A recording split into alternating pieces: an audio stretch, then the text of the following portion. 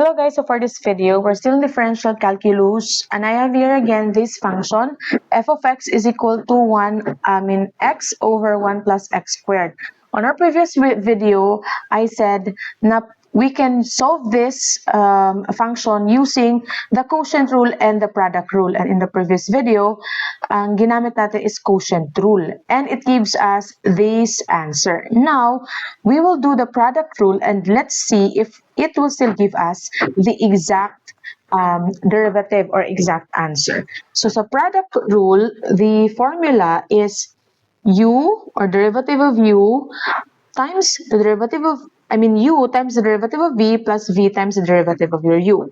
Now our u is x and our v is that one. Let's be consistent with what we use in the quotient rule. Okay, yung u at saka v. So let's rewrite that one using the formula.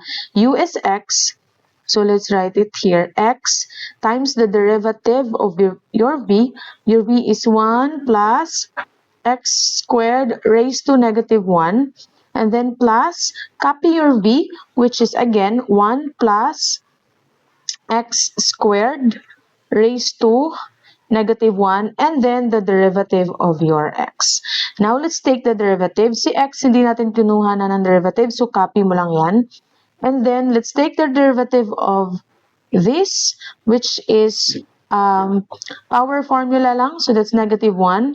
Tapos, copy what is inside the parenthesis, which is 1 plus x squared, and you subtract it ng 1. Okay, so that's negative. It will become negative 2. And then this is chain rule because we have x squared here. So the derivative of x squared is 2x. Okay, 2x.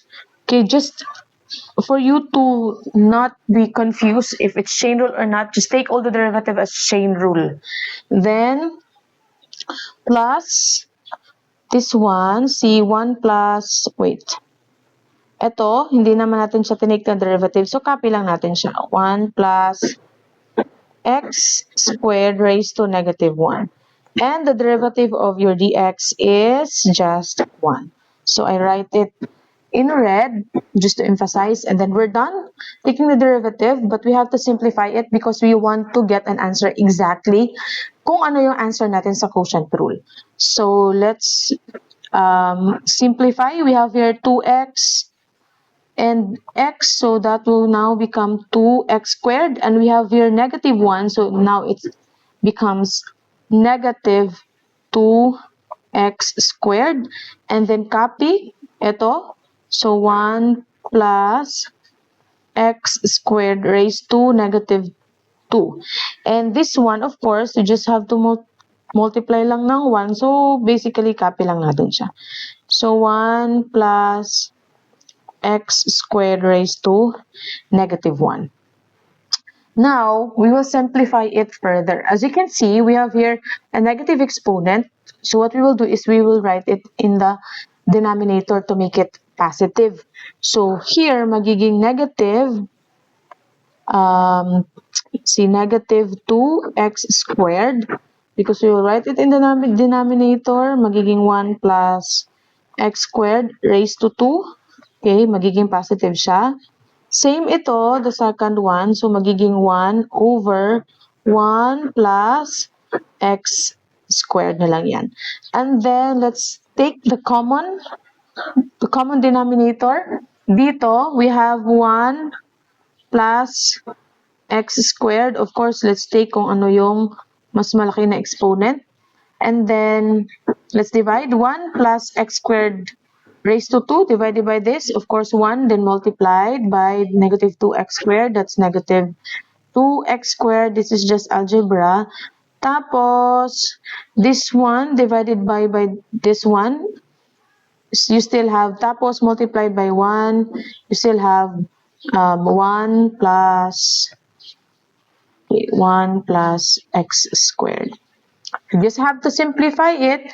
May x squared ka dito, may negative 2x squared ka dyan. Of course, you can, I will rewrite it here to make it clear. Okay, plus x squared. Itong dalawa. Yan at saka yan. But, so of course, the answer will now be, okay, that will now be 1, okay, copy natin si 1, minus x squared. Kasi of course, ito, negative 2x squared plus 1 is negative x squared. So, copy lang natin siya. And then, you also copy your denominator. Okay? So, let's see kung parehas sila. This is now your f prime of x. Okay? F prime of x. Kung gagamit ka ng product rule. So, let's see. Okay. So, as you can see, same lang. Tingnan nyo. This is our answer using quotient rule. And this is our answer using the product rule. So, same lang po talaga yung magiging answer ninyo, whichever ang gusto nyong gamitin na rule, quotient or product rule. It will still give you the same answer. Okay, thank you so much for watching. Bye!